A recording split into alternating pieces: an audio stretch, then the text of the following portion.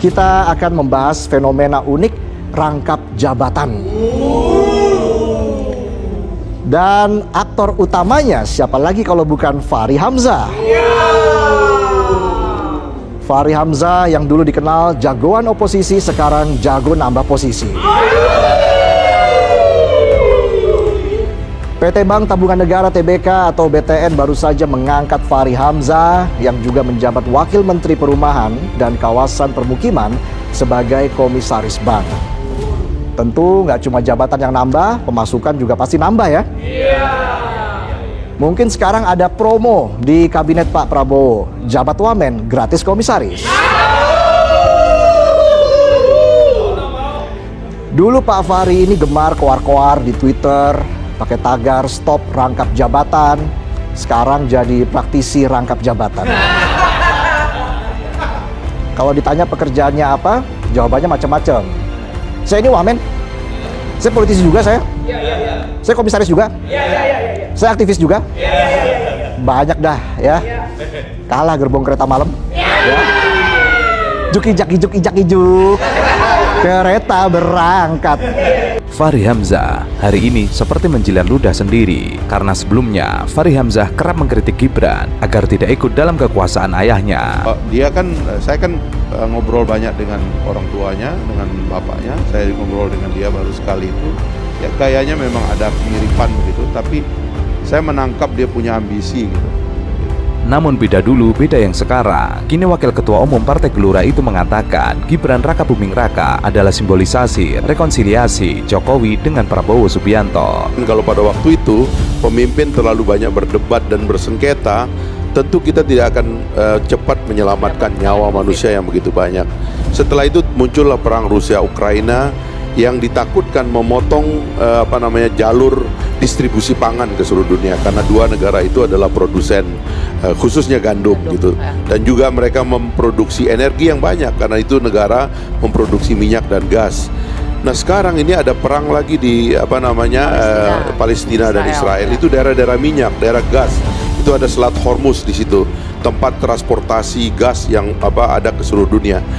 Jadi kita nggak boleh konyol mengatakan bahwa ini nggak akan berpengaruh kepada kita. Pasti dia berpengaruh kepada kita. Karena itulah kita memerlukan kembali rekonsiliasi, menyatukan bangsa kita karena kita ingin tegak berhadapan dengan masalah yang ada di depan. Menurut Fachri, hal tersebut menjadi dasar penentuan Gibran sebagai cawapres pendamping Prabowo. Ia menyebut jika pembahasan cawapres Koalisi Indonesia Maju sempat berlangsung alot, terakhir mengarah kepada kesepakatan bahwa mesti figur yang real mempresentasikan rekonsiliasi antara Prabowo dan juga Jokowi, dan memang calon terkuatnya Gibran. Fachri mengakui jika saat pembahasan cawapres Ganjar, sejumlah nama-nama muncul, termasuk Ketua DPP PDIP Puan Maharani dan Ganjar Pranowo. Mencari orang terasosiasi dekat dengan Jokowi dan dengan PDIP. PDIP sudah tidak, Puan tidak jadi, Ganjar tidak mau menjadi wakil. Prabowo dan Jokowi ini yang reconcile. Mereka mau ngajak kabinetnya karena yang memang konkret dari rekonsiliasi itu adalah kabinet. Nah ini yang tadinya mau dijaga, makanya kan calonnya di awal yang saya dengar itu desainnya Prabowo Puan. Prabowo Puan. Siapa tuh ide pertama? Saya terus terang saya pernah mengusulkan Pak Jokowi sebagai wakil juga. Sebetulnya sukses loh. Karena catakannya ya. Junior ya sekarang. Sambil jalan nama Gibran tidak masuk karena orang tahu umurnya tidak cukup. Lalu muncullah gerakan untuk melakukan judicial review. Ini kan nggak ada yang salah, Hanya saja ia menuturkan saat terkendala karena secara aturan Gibran tidak bisa maju sebagai cawapres lantaran usianya belum mencapai 40 tahun. Namun Fachri menambahkan, setelah Mahkamah Konstitusi mengabulkan gugatan yang diperbolehkan kepala daerah menjadi cawapres, semua ketua umum KIM sepakat Gibran. Begitu kemudian keputusan MK mengatakan diterima, ya akhirnya aklamasinya diteruskan. Sekarang melanjutkan dan menyempurnakan. Itu kan gini, kalau ada persoalan Pak Prabowo karena banyak hartanya, loh kok bisa begitu? Padahal memang kita maunya presiden kita itu orang yang hartanya banyak sehingga dia nggak utang budi sama orang, gitu loh. Mohon maaf ya kalau Anda gembel, mohon maaf ya kalau Anda gembel, mohon maaf ya kalau Anda gembel, ya nanti ongkos pemilu Anda siapa yang bayar, gitu loh. Oh dia bilang sumbangan siapa? Ternyata kan ada orang yang tanda tangan utang diam-diam di belakang layar. Lah itu yang berbahaya dong. Fahri Hamzah kembali mengungkit utang yang pernah dimiliki oleh Anies Baswedan saat mencalonkan diri di Pilgub DKI Jakarta tahun 2017 lalu. Padahal, menurut Anies dan juga Sandiaga Uno, utang tersebut telah selesai saat Anies menang Pilgub DKI Jakarta 2017 lalu. Sindiran Fahri tersebut diutarakan dalam podcast bersama Dr. Rikatle. Oh iya dong. Anda mau maju, ya kan? Enggak, ini beneran ada yang tanda tangan utang? Ada. Ya. Bapak tahu dari mana, Pak? Mau saya keluarin sekarang. Boleh dong, Pak. Tapi begini, maksudnya itu gini. Itu berbahaya. Iya dong, bahaya dong. Bahaya Kan pasti ada politik utang budi pasti. Kan? Anda kalau Bapak mau jadi presiden? Saya biayain. iya, Habis Bapak jadi presiden, iya. pasti saya minta sesuatu Nah, dong. itu dia. Ya. Ia awalnya mengaku jika masih sakit hati dengan serangan Anies Baswedan kepada Prabowo saat debat Pilpres kemarin. Fokusnya terkait pernyataan lahan yang dimiliki oleh Prabowo. Fahri menuding pernyataan Anies yang menyoal harta Prabowo dan tender PT di Kemenhan perlu diserang balik. Fahri lalu memberikan argumen kenapa presiden harus kaya duluan sebelum nyapres, sehingga menurutnya orang tersebut tidak perlu hutang budi dengan orang lain. Fahri kemudian menyindir sosok gembel yang tidak punya harta lalu ikut pemilu. Nanti utang pemilu siapa yang akan bayar? Itu kan gini, kalau Anda persoalan Pak Prabowo karena banyak hartanya, loh kok bisa begitu? Padahal memang kita maunya presiden kita itu orang yang hartanya banyak, sehingga dia nggak utang budi sama orang. Gitu loh. Mohon maaf ya, kalau Anda gembel, mohon maaf ya, kalau Anda gembel, mohon maaf ya, kalau Anda gembel, ya, nanti ongkos pemilu Anda siapa yang bayar? Gitu loh. Oh, dia bilang sumbangan-sumbangan. Sumbangan siapa? Ternyata kan ada orang yang tanda tangan utang diam-diam di belakang layar. Lah itu yang berbahaya dong. Ia lalu menyinggung paslon yang pernah tanda tangan utang di belakang layar saat ikut pemilu. Masyarakat tahu bahwa sindiran Fahri tersebut untuk Anies Baswedan. Dr. Rikat agak terkejut mendengar keterangan Fahri. Ia seakan tidak percaya dengan keterangan Fahri bahwa ada calon yang hutang saat pemilu. Dr. Rikat lalu mencecar Fahri, dari mana Anda tahu? Fahri lalu mengalihkan pembicaraan dan menganggap bahaya ada paslon yang nantinya berhutang budi saat ikut pemilu. Ia lalu meneruskan isi klausul yang sama antara Anies dan Sandi. Isinya, jika Anies menang maka utang pemilu tersebut akan lunas. Terus ditulis di dalam klausulnya itu, kalau saya menang, utang saya lunas. Kalau saya menang, Utang saya lunas. utang saya lunas. Artinya apa? Ya harus ada balas budi. Saya akan mengutus orang untuk ngurusi pembayaran hutang itu. Itulah namanya ordal, orang dalam. Orang dalam ini nanti ngurusin bagaimana supaya hutang yang saya ambil dari Anda itu dibayar tidak saja lunas, tapi lebih dari perkara, perizinan, ya kan, pertambangan, macam-macam itu. Kalau saya kalah, Pak. Hah? Tadi kan Bapak bilang kalau saya menang, Ya. hutangnya lunas. Tadi saya bilang. Iya. Kalau saya kalah, Pak. Nah, harusnya kan, kalau kita pakai akal sehat ya, kalau saya kalah dong hutang itu lunas. Fahri kemudian memberikan kesimpulan jika nanti utang tersebut akan dibayar oleh orang dalam saat ia memimpin. Fahri kemudian melanjutkan jika utang tersebut tidak hanya lunas, tapi lebih dari perkara perizinan, pertambangan, dan lain sebagainya. Dr. Rikat kemudian bertanya jika paslon itu kalah. Fahri menjawab jika kalah harusnya itu lunas, itu harusnya diikhlaskan.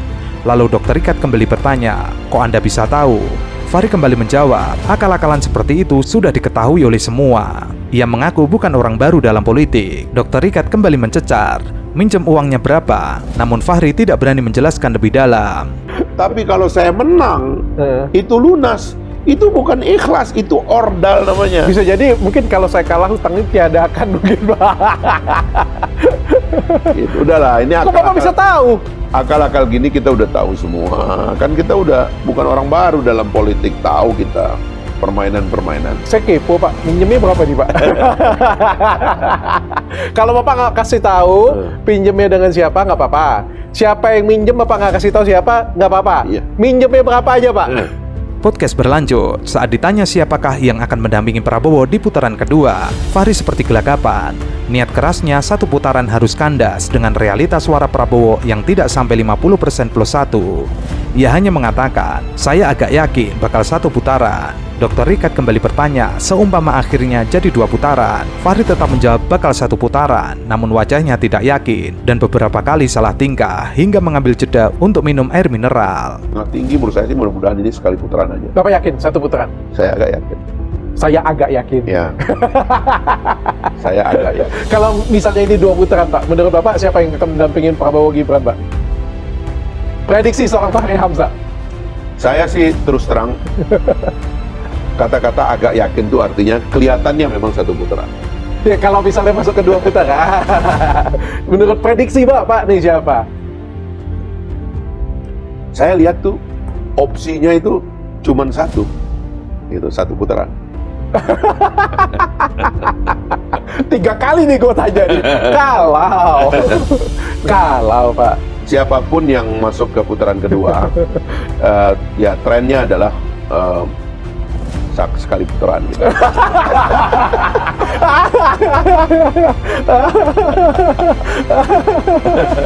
Dr. Richard melanjutkan pertanyaan.